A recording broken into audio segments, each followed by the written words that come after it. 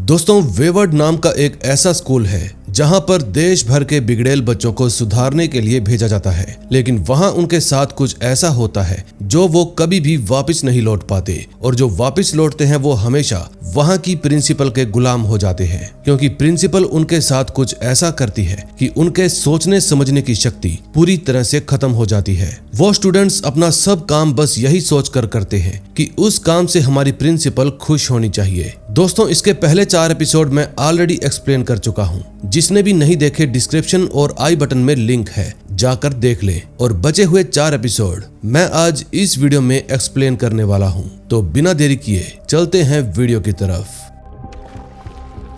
5th episode में हम देखते हैं एलेक्स लोरा को तालाब से बाहर निकालता है, लेकिन लोरा की नजरें अभी भी किसी दूर अनजान दरवाजे पर ही टिकी थी। फिर अगली सुबह एलेक्स अपने लैपटॉप पर उन बच्चों की लिस्ट दोबारा से चेक करता है जो टोल पाइन से गायब हुए थे। तभी उसको मॉरिस नाम के एक शख्स का ब्लॉग मिलता है जो सालों से इसी एकेडमी के खिलाफ सबूत जमा कर रहा था। फिर एलेक्स उसको मिलने के लिए एक रेस्टोरेंट में बुलाता है। मॉरिस का चेहरा झुर्रियों से भरा हुआ था और उसकी आंखों में अपने बेटे को खोने का दर्द साफ साफ दिखाई दे रहा था। वो एलेक्स को घूरते हुए कहता है कि हम यहाँ पर बात नहीं कर सकते, क्योंकि हो सकता है यहाँ पर रखी हर नमक की डब्बी में उसके माइक छुपे हों। फिर वो दोनों जंगल के बीचों बीच बनी एक पुरानी सी वुडन कैबिन के अंदर पहुंच जाते हैं, जहाँ चारों तरफ पुरानी फाइलें और नक्शों का ढेर पड़ा था। मॉरिस एक बड़े से नक्शे पर उंगली रखते हुए समझाता है कि एलेक्स, ये एकेडमी तो सिर्फ एक मुखौटा है, असली खेल तो पोंडरोसा नाम की एक कंपनी खेल रही है जो 1970 से इस पूरी जमीन की मालिक है। उन्होंने यहाँ पर एक ऐसा इकोसिस्टम बनाया है जहाँ इंसानों को रीप्रोग्राम किया जाता है। तभी एलेक्स की नजर एक पुराने से अखबार की कटिंग पर पड़ती है और उसकी हेडलाइन पढ़कर उसका सिर घूमने लगता है, क्योंकि उसमें एक खबर छपी थी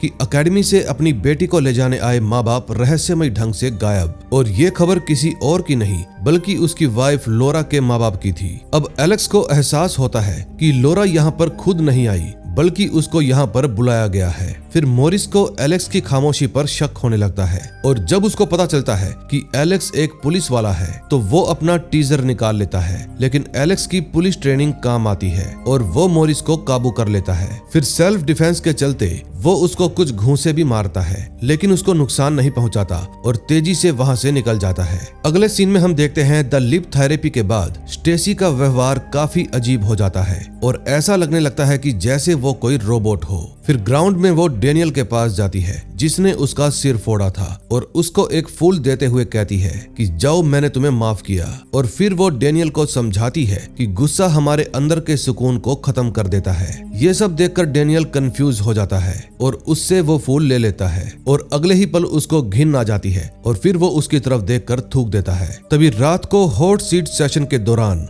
रैबिट लैला को निशाना बनाती है और उसको हॉट सीट पर बैठने के लिए कहती है। रैबिट सबके बीच खड़ी होकर चिल्लाती है, लैला, तुम एक ऐसी बीमारी हो जो एबी को अंदर ही अंदर से खा रही है। तुम उसको नशा करना सिखाती हो और तुम उसको बगावत भी सिखाती हो। फिर रैबिट सबके सामने कहती है, तुम एक कोकीन एडिक्टेड हो। और ये सब बातें सुनने के बाद एबी सुन्न हो जाती है और उसको काफी दुख होता है। लैला का सब्र का बांध टूट जाता है और वो कुर्सी से खड़ी हो जाती है। फिर वो इतनी जोर से चिल्लाती है कि पूरा कमरा गूंज उठता है। वो कहती है, चुप रहो, तुम हमें नसीहत मत दो। फिर एबी उसको रोकने की कोशिश करती है, लेकिन लैला बोल ही देती है कि वो लड़का राइली, जिसको तुम लोग बिगड़ा हुआ कहते थे, वो अब मर चुका है और एलेक्स ने उसकी लाश देखी है। ये एकेडमी सुधरने की जगह नहीं बल्कि एक कब्रिस्तान है। इन लोगों ने उसको यहाँ से बाहर जाने ही नहीं दिया और उस बेचारे ने इसी शहर में अपना दम तोड़ दिया। अब ये बात पता चलते ही सब लोग चुप हो जाते हैं और रोरी तो अपना दिमागी संतुलन ही खो बैठता है। फिर वो अचानक से रैबिट के गले पड़ जाता है।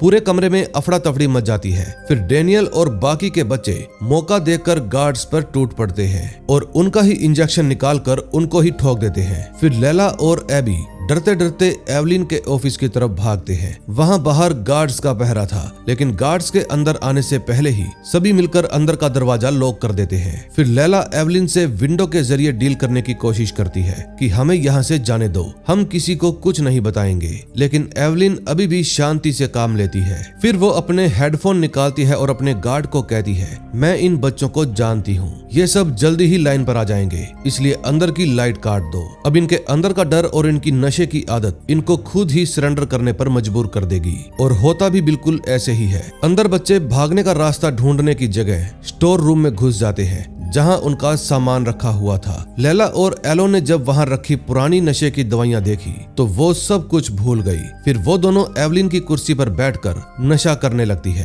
लालच में एलो ने इतना सारा डोज ले लिया कि उसकी आंखें ही पलट गई और मुंह से झाग निकलने लगे। ये सब देखने के बाद एबी चीखने लगती है और चीखते हुए सभी को बुला लेती है और कहती है इसने ओवरडोज ले ली है, इसलिए इसकी आंखें नहीं खुल रही। अब ऐसी सिचुएशन देखने के बाद एबी चिल्लाने लगती है कि हमें हेल्प चाहिए वरना ये मर जाएगी। फिर वो दौड़ते हुए रूम से बाहर निकल जाती है। अब एबी की एंजाइटी देखकर लैला समझ जाती है कि अब यहाँ पर क्या होने वाला है। वो अच्छे से जानती थी कि एबी बहुत ही डरपोक किस्म की लड़की है, इसलिए वो एबी को रोकने की कोशिश करती है, लेकिन एबी नहीं रुकती। वो दौड़ते हुए मेन गेट पर जाकर गेट का लॉक खोल देती है ताकि गार्ड्स अंदर आकर एलो की जान बचा सके। अब ये सब होने के कारण एवलिन जीत जाती है। एवलिन की बात सच निकली कि ये बच्चे अपनी ही कमजोरियों में कैद थे। अब लैला एवलिन से आंखें भी नहीं मिला पाती और रोने लगती है। दूसरी तरफ एलेक्स जब अपने घर वापस आता है तो घर रोशनियों से जगमगा उठता है क्योंकि वहां पर लोरा के बेबी शावर की पार्टी चल रही थी। इस समय यहाँ पर सब लोग खुश थे। तभी अचानक वहां पर एवलिन आती है और डोर पे नॉक करने लगती है। लोरा समझ जाती है कि कौन आया है। फिर वो लोरा के पेट पर हाथ रखकर उसको आशीर्वाद देती है, लेकिन लोरा की आंखों में अब भी एवलिन के लिए वही पुरानी नफरत थी। फिर लोरा एवलिन से पूछती है कि मेरे साथ द लिप सेशन में क्या हुआ था, आपने उस दिन मेरे साथ क्या किया, मुझे वो याद क्यों नहीं है। फिर एवलिन उसके बाल सहलाते हुए कहती है कुछ यादें मिटा देना ही बेहतर होता है लोरा, मैंने बस तुम्हारे दिमाग से वो दर्द निकाल दिया जो तुम्हारे माँ बाप के जाने के बाद तुम्हें तड़पा रहा था। लेकिन लोरा उसकी बातें नहीं मानती और कहती है आपने उस दिन कुछ तो किया था, क्योंकि उस दिन के बाद मैं बदल गई और मुझे पिछला कुछ भी याद नहीं रहा। ये आपने किया कैसे। अब इससे पहले कि एवलिन कुछ कह पाती, लोरा उसको जाने के लिए कह देती है और कहती है मुझे आपकी प्रोटेक्शन की बिल्कुल भी जरूरत नहीं है। फिर उसके जाने के बाद लोरा अंदर से अपना मेन गेट बंद कर लेती है। अब ये सब चीजें अपनी विंडो में खड़ा एलेक्स भी देख रहा था और एवलिन की नजर भी एलेक्स पर पड़ जाती है। तभी एवलिन के पास एक फोन आ जाता है और वो वहां से चली जाती है। तभी एलेक्स लोरा से पूछता है कि बाहर कौन आया था। फिर लोरा साफ साफ कह देती है एवलिन आई थी, मैंने उसको हमारी लाइफ से जाने के लिए कह दिया। ये बात सुनकर खुशी के मारे एलेक्स लोरा को चूम लेता है और कहता है आई प्राउड ऑफ यू। फिर वो लोग अपने बेबी शावर की पार्टी एंजॉय करने लगते हैं। दूसरी तरफ एवलिन जब अपने ऑफिस में पहुंचती है तो देखती है कि डेनियल ने रैबिट का क्या हाल कर दिया। रैबिट का चेहरा अमोनिया से जल चुका था और वो तड़प रही थी। ये सब देखने के बाद भी एवलिन को गुस्सा नहीं आता, बल्कि एक अजीब सा सुकून मिलता है, जैसे ये सब उसके किसी बड़े से प्लान का हिस्सा हो। अब नेक्स्ट एपिसोड में देखेंगे क्या होता है। 6th एपिसोड में हम देखते हैं लैला उस अंधेरे कमरे में अकेली ही बैठी हुई थी जहां दीवारों पर बने नकली दरवाजे उसको चिढ़ा रहे थे। उस बंद कमरे में एवलिन की रिकॉर्ड की हुई आवाज लैला के कानों को चीर रही थी। तभी लैला की आंखें बंद होने लगती हैं और वो साल 2003 में पहुंच जाती है जहां उसको अपनी बड़ी बहन जेस की याद आने लगती है। जेस हमेशा से ही चमकती हुई लाइटों और पार्टी की शौकीन रही है। लैला के लिए भी उसकी बड़ी बहन उसकी पूरी दुनिया थी। वो हर वो काम किया करती थी जिससे जेस उसको कूल समझे। लैला को वो मंजर साफ साफ दिखाई देता है जब वो दोनों एक रेस्टोरेंट के पिछले दरवाजे पर खड़ी थी। तभी जेस अपना मासूम चेहरा बनाकर लैला के हाथ पकड़ती है और कहती है लैला प्लीज, बस एक रात की बात है, हम सिर्फ आज ही नशा करेंगे और फिर हम थोड़ा डांस करेंगे और अगली सुबह तक हम सब कुछ ठीक कर देंगे, किसी को भी पता नहीं चलेगा। फिर लैला भी अपने काम की परवाह किए बिना ही वो दरवाजा खोल देती है। फिर जैसे ही लॉक खुलता है जेस सीटी बजाती है और अंधेरे में से उसके 10-12 आवारा दोस्त निकलकर अंदर घुस आते हैं। ये सब देखकर लैला हैरान हो जाती है। अब उसकी बहन और उसके दोस्त उस पूरे रेस्टोरेंट को पल भर में ही किसी कचरे के ढेर में बदल देते हैं। दरअसल लैला यहाँ पर काम किया करती थी। तभी जेस एक चमकती हुई गोली लैला के हाथों में थमा देती है और कहती है ये लो, इसको सब में बांट दो, आज रात तुम हमारी हीरो हो। फिर लैला अपनी बहन की बातों में आकर मुस्कुराते हुए वहाँ पर नशा बांटने लगती है। तभी जब वहाँ पर रेस्टोरेंट का मालिक आता है तो जेस लैला को भी अपने साथ खींचकर वहाँ से भगा ले जाती है। फिर वो दोनों एक सुनसान पुल के किनारे पहुँच जाते हैं। नशे में धुत जैस लैला को कोई ताना मारती है, जिसके कारण लैला को गुस्सा आ जाता है और वो अपनी बहन को धक्का दे देती है, जिसके कारण जैस पूल के अंदर गिर जाती है। अब उसको तैरना नहीं आता था, लेकिन लैला को ये बात नहीं पता थी। वो सोचती है कि उसकी बहन मजाक कर रही है, इसलिए वो पूल के किनारे ही लेट जाती है और उसकी आंख लग जाती है। लेकिन जब वो सुबह उठती है तो देखती है उसकी बहन जैस की लाश पानी में ही तैर रही है। अब प्रेजेंट में अंधेरे कमरे के अंदर बैठी लैला कांपने लगती है और जोर से चिल्लाती है कि वो सिर्फ एक हादसा था, मैंने अपनी बहन को नहीं मारा। लेकिन तभी वहाँ पर एवलिन की आवाज आती है, नहीं लैला, तुमने झूठ कहा था, तुमने देखा था जब जैस पानी के अंदर अपने हाथ पांव मार रही थी, तुम्हारी आंख खुली थी, तुमने उसको डूबते हुए देखा भी था, लेकिन फिर भी तुम खामोश रही क्योंकि तुम उसकी गुलामी करती करती थक चुकी थी, इसलिए तुमने उसको जानबूझकर मार डाला। अब ये सारी बातें सुनने के बाद लैला की आत्मा कांप जाती है क्योंकि अब उसको असलियत याद आ गई थी कि वो एक कातिल है। अब एवलिन ने लैला के दिमाग की चाबी अपने हाथ में ले ली थी, यानी कि उसका कंट्रोल अब एवलिन के हाथ में था।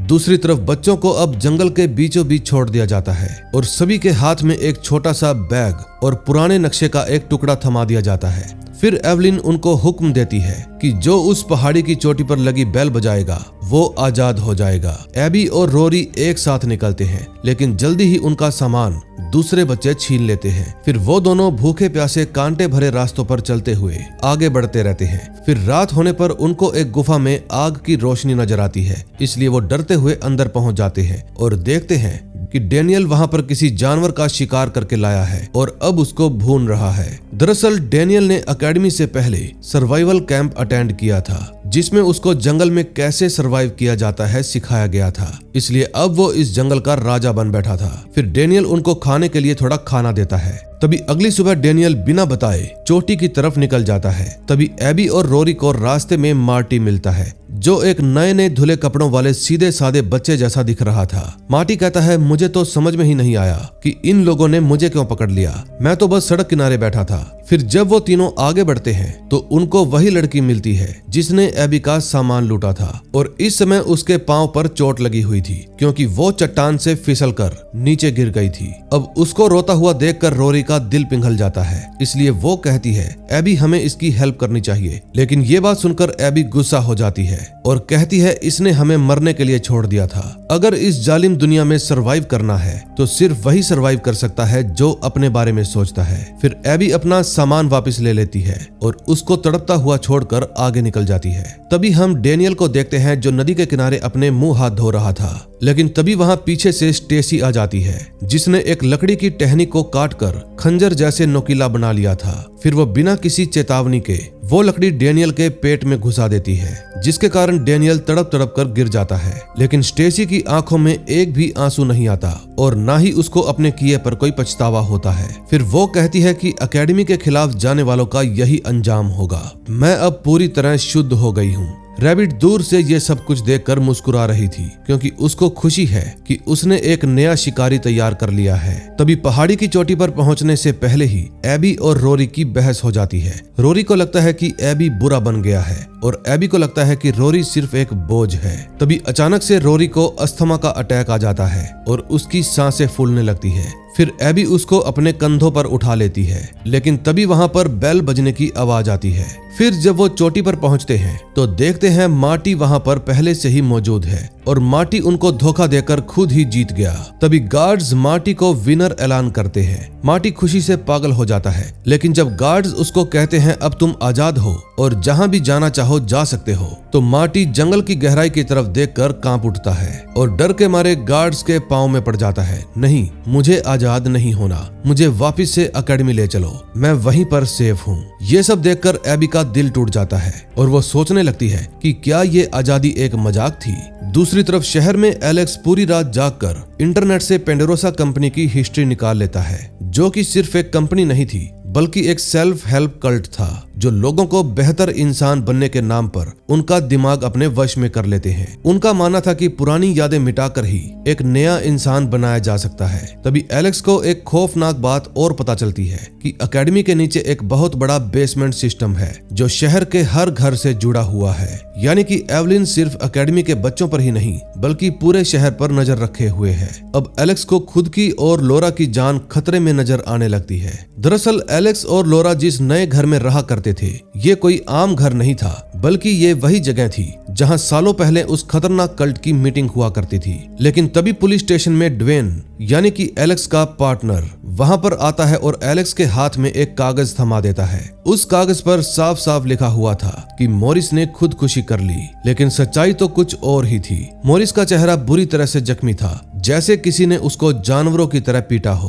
तभी ड्वेन की नजर जब एलेक्स के हाथों पर पड़ती है तो वो समझ जाता है कि जरूर एलेक्स ने ही उसकी पिटाई की होगी। फिर ड्वेन एक अजीब चाल चलता है और मॉरिस की मौत को एक सुसाइड का रूप दे देता है ताकि एलेक्स को बचाया जा सके। दरअसल वो नहीं चाहता था कि एलेक्स अपनी वाइफ को लेकर इस शहर से बाहर जाए। फिर जब एलेक्स घर पहुंचता है तो इस समय वो बुरी तरह से डरा हुआ था। वो लोरा को कहता है, लोरा, ड्वेन ने मुझे धमकाया है और वो हर वक्त हम पर नजर रखता है, इसलिए हमें ये शहर इसी वक्त छोड़ना होगा। लेकिन लोरा तो वहां से जाने के लिए तैयार ही नहीं थी। उसको लगता है कि टोल पाइन्स ही उसके लिए सबसे महफूज जगह है। फिर वो एक बहुत ही होशियारी वाला काम करती है। वो घर में लाउड म्यूजिक चला देती है क्योंकि उसको शक है कि घर में ऑडियो बग्स यानी कि रिकॉर्डिंग डिवाइस लगे हुए हैं। फिर वो दोनों डांस करने लगते हैं और लोरा धीरे से एलेक्स के कान में फुसफुसाते हुए कहती है कि अभी यहाँ से भागने का सही वक्त नहीं है। फिर एलेक्स उसको एक ऐसा राज बताता है जिसको जानने के बाद लोरा के होश उड़ जाते हैं। वो कहता है, लोरा, तुम्हारे माँ बाप ने तुम्हें एकेडमी में लवारिस नहीं छोड़ा था, वो तो तुम्हें वापस लेने के लिए भी आए थे, लेकिन वहाँ से अचानक गायब हो गए। मुझे पूरा यकीन है कि एकेडमी वालों ने ही उनका कत्ल किया होगा। अब लोरा को लगने लगता है कि जब तक वो यहाँ पर है तब तक वो इस सच का पता लगा सकती है। फिर वो दोनों ही फैसला करते हैं कि लोरा की डिलीवरी से पहले ही ये दोनों यहाँ से चले जाएंगे। तभी रात को जब एलेक्स गहरी नींद में सो रहा था तो लोरा अकेले उस झील के किनारे पर जाती है जहाँ वो अक्सर नींद में चलते हुए पहुंच जाती थी। फिर अपनी माँ की पुरानी फोटो देखकर उसकी यादें ताजी होने लगती है। फिर वो हिम्मत करके झील के ठंडे पानी में डुबकी लगाती है और गहराई में उसको अपने माँ बाप की वो पुरानी कार भी मिल जाती है जो सालों से वहां पर डूबी पड़ी थी। अब नेक्स्ट एपिसोड में देखेंगे क्या होता है। 7th एपिसोड की शुरुआत पास्ट से होती है। समय है 1974 का। तभी हम एक पुराने से घर को देखते हैं जो हिपी से भरा हुआ था। ये सब सेफ हिल कल्ट के मेंबर हैं और एवलिन भी इस कल्ट का हिस्सा थी। कल्ट का लीडर वेल्डन सबको एक कहानी सुनाता है कि कैसे उसके पिता डूबने के बाद भी जिंदा बच गए क्योंकि उन्होंने पानी के नीचे एक दरवाजा देखा था। वेल्डन का कहना था कि इंसान को अपना बेहतर वर्जन बनाने के लिए अपने पास्ट को पूरी तरह से भुलाना पड़ता है। अब कहानी प्रेजेंट में आती है और तभी हम एवलिन को देखते हैं। तभी वहां पर उसकी एक स्टूडेंट सफाई करने के लिए आती है। दरअसल यहाँ पर जितने भी लोग काम करते हैं वो सभी पहले इसी एकेडमी में स्टूडेंट थे, यानी कि उन सब की यादें मिटा दी गई हैं। फिर एवलिन रैबिट को कहती है कि तुम जल्दी से लोरा के घर पर जाओ क्योंकि आज वहां पर पार्टी है। दरअसल आज एलेक्स का जन्मदिन था जिसके कारण लोरा ने घर पर छोटी सी महफिल जमाई थी। इस समय ड्वेन भी वहां पर मौजूद था जो कि एलेक्स पर नजर रख रहा था। लोरा एलेक्स को कहती है कि ड्वेन एक सीधा साधा आदमी है, तुम उससे बात करके देखो, शायद कुछ काम की बात निकल आए। फिर एलेक्स ड्वेन को ड्रिंक ऑफर करता है और कहता है, मैं जानता हूँ तुम मुझे नुकसान नहीं पहुँचाना चाहते। लेकिन तभी रैबिट बिना बुलाए वहाँ पर पहुँच जाती है। रैबिट और लोरा कभी एकेडमी में रूममेट्स हुआ करती थी, लेकिन इन दोनों की कभी भी आपस में नहीं बनी। अब लोरा से मिलने के बाद भी रैबिट उससे बात ही नहीं कर पा रही थी और बात करने में हिचकिचा रही थी। इसलिए वो हिचकिचाते हुए लोरा को कहती है, शायद मैं गलत टाइम पर आ गई, मुझे बाद में आना चाहिए था। लेकिन लोरा रैबिट को रोक लेती है। दरअसल रैबिट का असली नाम रेबेका था। लोरा रैबिट को अंदर लेकर जाती है और अपने पास रोक लेती है, लेकिन बातों बातों में उनका फिर से झगड़ा होने लगता है जैसे पहले भी अक्सर ही हुआ करता था। फिर रैबिट गुस्से में कहती है, लोरा तुम बिना बताए एकेडमी से चली गई थी, इसलिए मैं तुमसे नफरत करती हूँ। फिर बातों बातों में पता चलता है कि एवलिन आज भी लोगों पर डेलिप थेरेपी करती है, जिसमें वो खतरनाक ड्रग्स का इस्तेमाल करके लोगों के दिमाग में से उनकी पुरानी यादें मिटा देती है। इस समय एलेक्स छुपकर ये सब कुछ सुन रहा था और एवलिन के खिलाफ सबूत इकट्ठे कर रहा था ताकि उसको गिरफ्तार किया जा सके।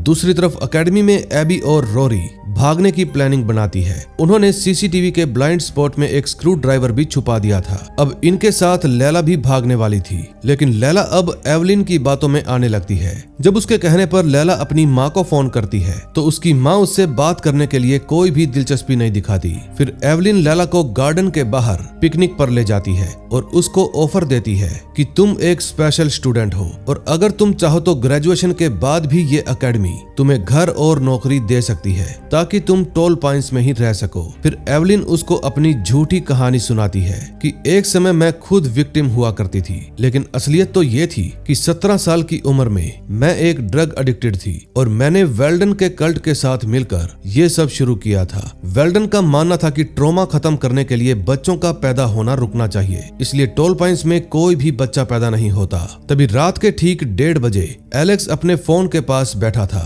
और आज काफी दिनों बाद उसके पास एबी की कॉल आ जाती है। एबी कहती है, एलेक्स, मैं और लैला कल यहाँ से भाग रहे हैं और तुम्हें हमारी हेल्प करनी चाहिए। और हाँ, डेनियल यहाँ से पहले ही भाग चुका है, लेकिन एलेक्स को इस बात पर यकीन ही नहीं होता क्योंकि रायली भी इसी कोशिश में मारा गया था। अब एलेक्स के लिए डेनियल एक पहेली बन चुका था। वो कंफ्यूज्ड था कि क्या डेनियल सच में भाग गया या फिर कहीं मर गया होगा। अब कहानी ऐसे मोड़ पर जाती है जहाँ दोस्ती, धोखा और खूनी राज आपस में टकराने वाले हैं। तभी नेक्स्ट डे एबी और लैला को एक हॉट सीट सेशन के लिए बुलाया जाता है। ये एक ऐसा सेशन है जहां इन दोनों को एक दूसरे के सामने बैठाकर एक दूसरे के बारे में ही कड़वा बोलना है। तभी लैला एबी पर इल्जाम लगाती है कि तुम सिर्फ इसीलिए मेरे साथ रहती हो ताकि तुम मुझे लूजर दिखा सको और खुद हीरो बन सको। फिर वो कहती है, एबी, तुम्हारे पास सब कुछ है, एक बड़ा घर, अच्छे माँ बाप और प्यारा सा भाई भी और प्यारी सी बहन भी, फिर भी तुम्हारी जिंदगी बिखरी पड़ी है। फिर गुस्से में आकर वो वहाँ से चली जाती है। फिर एवलिन एबी को समझाती है कि ग्रेजुएशन के बाद तुम तो कॉलेज चली जाओगी, लेकिन लैला के पास जाने के लिए कोई भी जगह नहीं है, इसलिए तुम दोनों का रिश्ता यहीं पर खत्म हो जाना ही बेहतर है। फिर सेशन खत्म होते ही एबी चुपके से जंगल के पास जाती है जहाँ एलेक्स पहले से ही गाड़ी, पैसे और स्टैम्प्स लेकर उसका इंतजार कर रहा था। फिर वो एबी से पूछता है कि डेनियल कहाँ पर गायब हो गया, मैं उसको कब से ढूंढ रहा हूँ। फिर एलेक्स अपने कुत्तों के साथ जंगल की गहराई में निकल पड़ता है और थोड़ी ही देर बाद उसको जो मिलता है उसको देखकर उसके पांव तले से जमीन खिसक जाती है। वो देखता है कि डेनियल की लाश वहाँ मिट्टी में ही दबी पड़ी है। अब इससे पहले कि एलेक्स कुछ समझ पाता, ड्वेन पीछे से आकर उस पर हमला कर देता है और उसको बेहोश करके पकड़ लेता है। दूसरी तरफ लोरा भी उन लोगों को इकट्ठा करती है जिन्होंने एकेडमी से ग्रेजुएशन की है लेकिन वहाँ पर काम नहीं करते। वो सब मिलकर अपना दर्द बांटते हैं। किसी को अपने भाई का चेहरा याद नहीं है तो किसी को अपनी माँ याद नहीं है, और तो और यहाँ पर जो लेडीज थी वो भी कभी माँ नहीं बन सकती। फिर लोरा उनको बताती है कि एवलिन ने हमसे हमारी सबसे कीमती चीज छीन ली है ताकि वो हमें कंट्रोल कर सके। मुझे भी अपने होने वाले बच्चे के लिए कुछ भी महसूस नहीं हो रहा और ये एवलिन की डेलिव थेरेपी का ही नतीजा है। अगले सीन में हम देखते हैं लैला एवलिन से मिलती है और उसको इस कल्ट की असलियत जानने का मौका मिलता है। एवलिन बताती है कि सालों पहले हमने कल्ट के लीडर वेल्डन का कत्ल कर दिया था क्योंकि वो सिर्फ लोगों को कंट्रोल करना चाहता था और उस कत्ल में किसी और ने नहीं बल्कि ड्वेन ने ही मेरी हेल्प की थी। इसका मतलब ड्वेन शुरू से ही एवलिन का वफादार रहा है और अब उसने एलेक्स को भी पकड़ लिया है और वो उसके साथ क्या करेगा ये हमें लास्ट एपिसोड में पता चलेगा।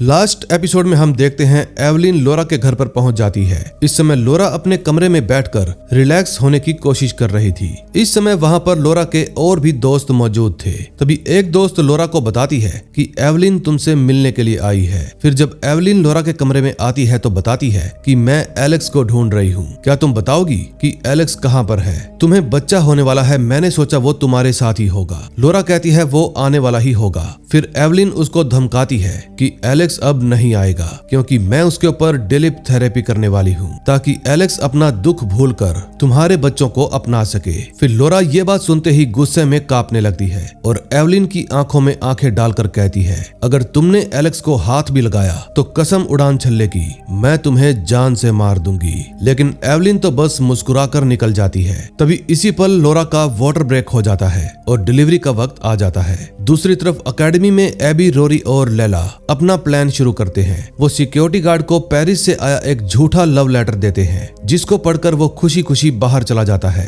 तभी पूरी अकेडमी की लाइट्स काट दी जाती है और सिक्योरिटी सिस्टम ठप पड़ जाता है। फिर सभी बच्चे हुडीज पहनकर गार्ड्स को कंफ्यूज कर देते हैं और एबी, रोरी और लैला चुपके से मूल की कार में बैठकर वहां से भाग निकलते हैं। लेकिन शहर से बाहर निकलना इतना भी आसान नहीं था। पूरा शहर उनको ही ढूंढ रहा था। फिर वो एक खाली घर में घुस जाते हैं ताकि अपने कपड़े बदल सकें। लेकिन लैला वहीं पर रुक जाती है और कहती है, एबी, मेरे पास वापस जाने के लिए कोई भी घर नहीं है। तुम तो अपने घर चली जाओगी, लेकिन मैं कहाँ जाऊंगी? अकेडमी ने मेरा ख्याल रखा, इसलिए मैं वापस वहीं पर जाने वाली हूँ। फिर एबी उसको छोड़कर रोरी के साथ निकल जाती है, लेकिन रास्ते में पुलिस भी मौजूद थी। फिर रोरी खुद को कुर्बान करने का फैसला करता है और पुलिस का ध्यान भटका देता है ताकि एबी बच निकले।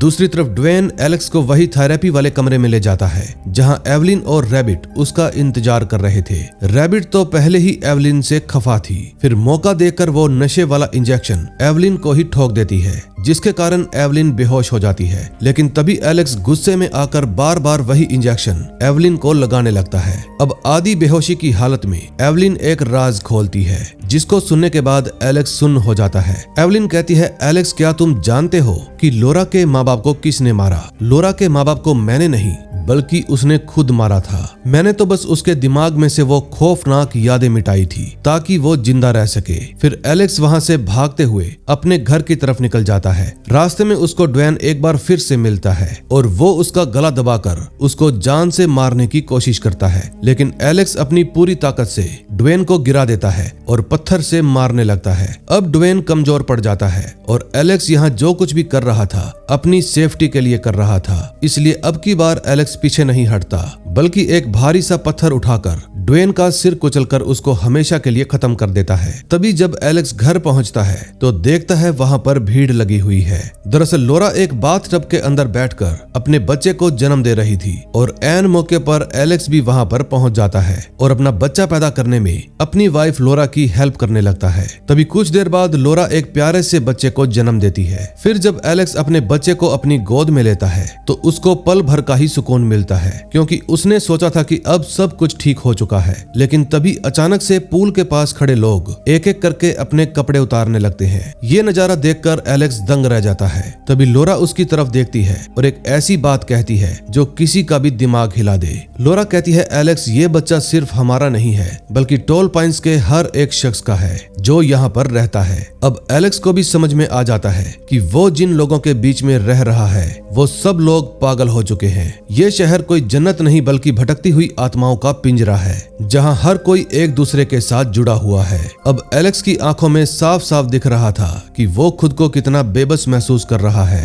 दूसरी तरफ एबी को रास्ते में एलेक्स की वही पुरानी कार मिल जाती है जो उसने उसके लिए छोड़ी थी। एबी बिना वक्त गवाए उस गाड़ी को स्टार्ट करती है और अपनी इतनी सारी कोशिश और कुर्बानियों के बाद टोल पाइन्स की हदों से हमेशा के लिए बाहर निकल जाती है और यहीं पर इस सीरीज का एंड हो जाता है। दोस्तों, इस सीरीज का नाम था वेवर्ड, जो कि 2025 में ही रिलीज हुई थी। आपको कैसी लगी कमेंट में जरूर बताना, और अगर आपको ये वीडियो और मेरी एक्सप्लेनेशन अच्छी लगी हो तो वीडियो को लाइक करके चैनल को सब्सक्राइब कर देना और बेल आइकन तो दबाना बिल्कुल भी मत भूलना। मैं मिलूंगा आपसे ऐसी ही और मजेदार मूवी के साथ। Till then, bye bye.